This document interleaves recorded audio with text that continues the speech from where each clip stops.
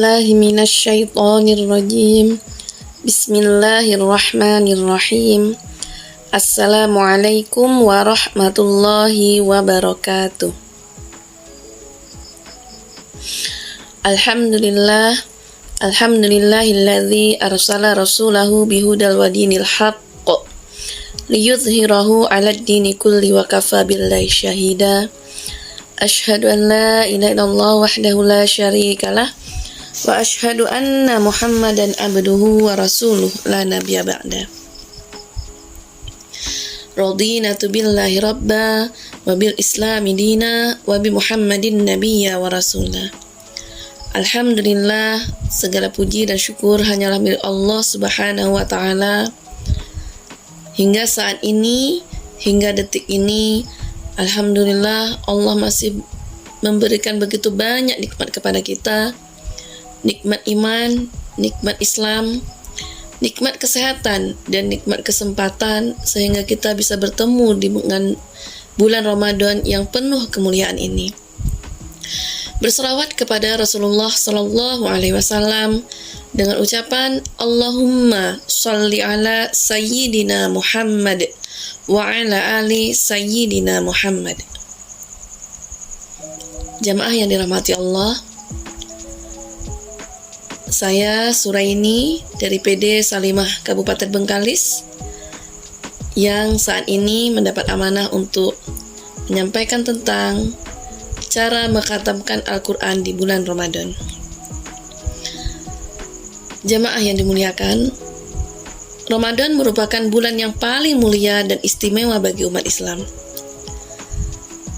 Di saat awal Ramadan tiba kemarin, kita umat Islam diwajibkan untuk melaksanakan puasa selama 1 bulan. Nah, di bulan Ramadan ini juga, sebagai umat Muslim, kita berlomba-lomba menunaikan berbagai amal-amal kebaikan, berbagai ibadah, amalan yang dilakukan meskipun keistimewaannya itu sendiri. Satu di antara amalan yang dilakukan untuk mendapat pahala, salah satu di antara amalan yang dilakukan untuk mendapat pahala di bulan Ramadan ialah membaca Al-Quran. Al-Quran adalah kitab yang paling mulia, disampaikan oleh malaikat yang paling mulia kepada nabi yang paling mulia dan di malam yang paling mulia. Siapa saja yang membaca dan mengamalkannya akan menjadi manusia yang paling mulia.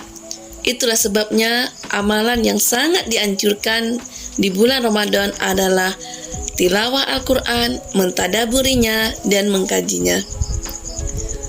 Seperti yang kita ketahui, Al-Quran terdiri dari 114 surah, 30 juz, dan 6.236 ayat menurut riwayat Hafiz, 6.262 ayat menurut riwayat Ad-Dur, 6.214 ayat menurut riwayat Warsi.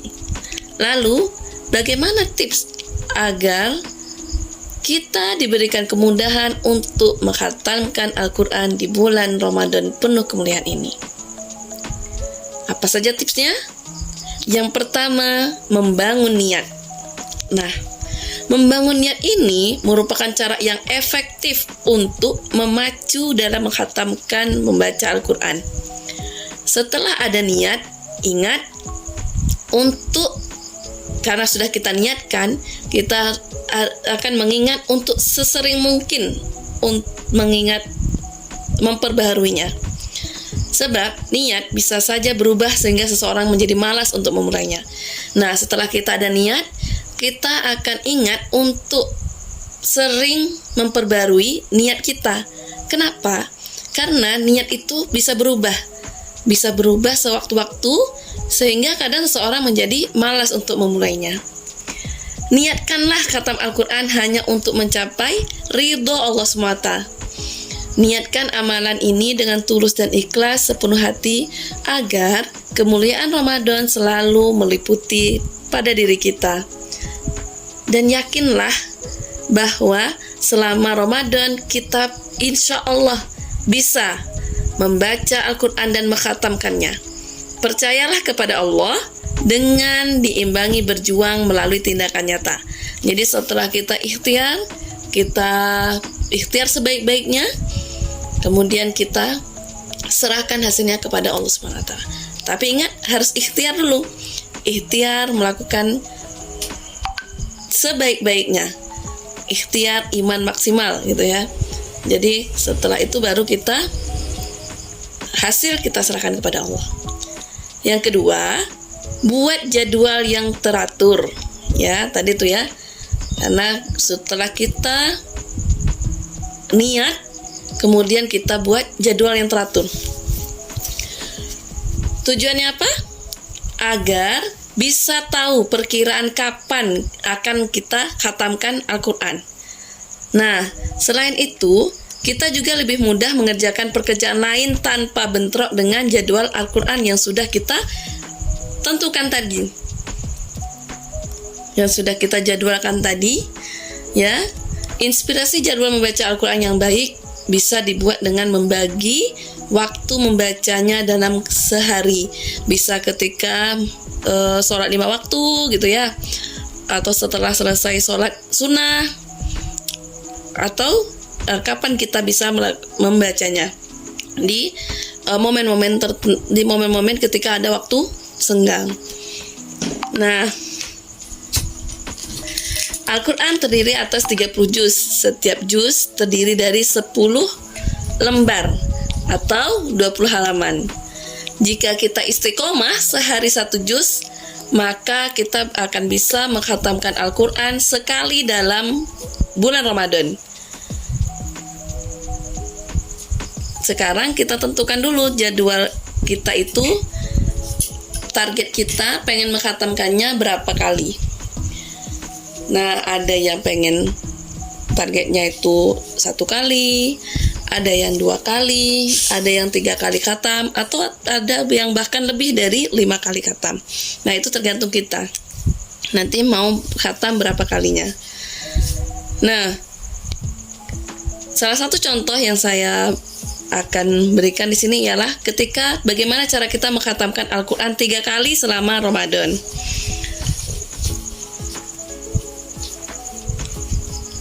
Pertama,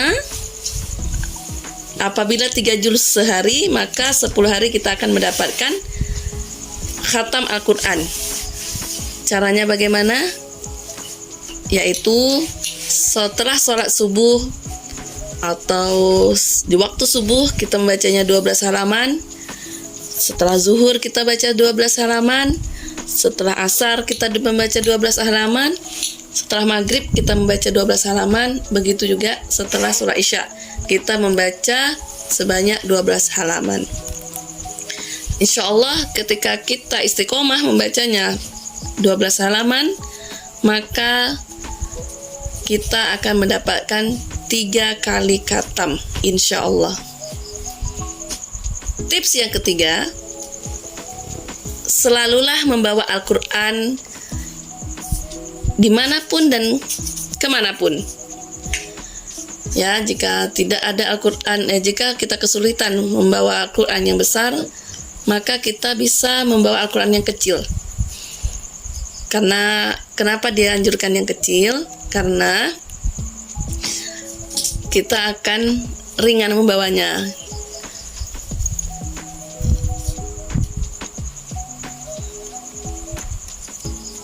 Nah, untuk kita kaum muslimah, para muslimah, kita harus memperhatikan jadwal dan masa menstruasi kita. Jadi kita kan sudah tahu tuh jadwal menstruasi kita tuh tanggal berapa, ataupun kadang maju berapa atau mundur berapa, atau ketika kita haid itu waktunya itu apakah 1 minggu, 7 hari, ataukah kebiasaan kita 10 hari. Nah, dari situ kita juga harus pandai untuk menghitungnya, sehingga ketika kita mentargetkan khatam Al-Quran 3 kali, berarti kita harus lebih memperbanyak bacaan Al-Quran kita. Agar kenapa? Agar target kita itu tadi terpenuhi atau tercapai. Demikianlah tips agar kita mudah menghatamkan Al-Quran di bulan suci Ramadan ini. Semoga Allah Subhanahu wa Ta'ala memberikan kemudahan kepada kita semua, dan kita mendapatkan sebaik-baik gelar ketika akhir Ramadan ini, yaitu mendapatkan gelar takwa kepada Allah Subhanahu wa Ta'ala. Mohon maaf jika banyak kekurangan. Wabillahi taufiq wal hidayah. Assalamualaikum warahmatullahi wabarakatuh.